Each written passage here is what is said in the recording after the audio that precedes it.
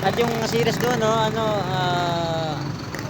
natabunan ng buhangin. Ayan, ito yung damage ang bagyong Tinot. Yan pa idol, oh. Ito ang pinakakawawa idol. Yung damage ito. Dito yan sa Canlaon idol. Na kawawa pala yung dito. Ngayon ko lang nasaksiyan na ganito pala yung pag mabiktima ng bagyo.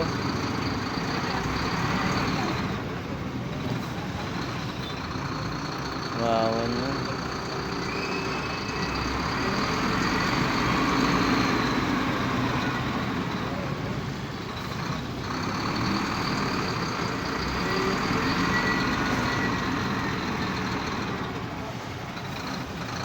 yun, no?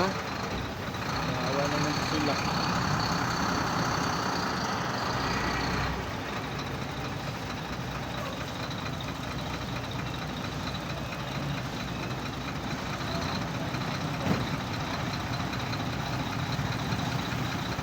Ito yung pinakamasakit na mga idol,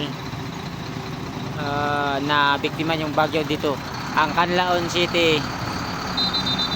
Kaya nga pati yung mga series dito natabunan ng buhangin.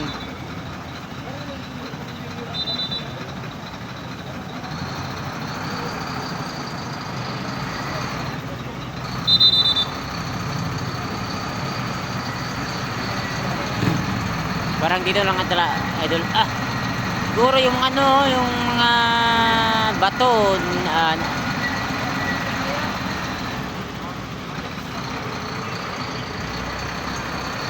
sigurado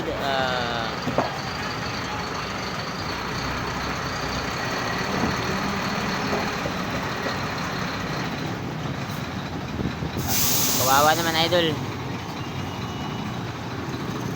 Kaya pala pinapadala tayo dito kasi tutulong tayo, 'di ba? Tutulong tayo sa mga ganyan, no. Tingnan nyo, ayan, ayan. Kakalutin natin 'yan. Dire na ta? Ha?